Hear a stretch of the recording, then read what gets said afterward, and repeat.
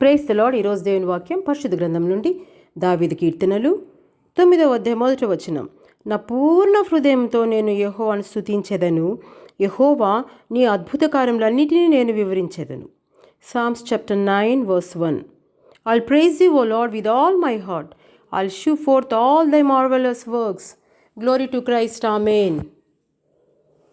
ఏర్పరచుకోలేదు నేను, ప్రభువే నన్నేర్పరచుకోనెన్, పాపినైనా నాకు ఆయనే రక్షణనిచ్చెన్, పాపినైనా నాకు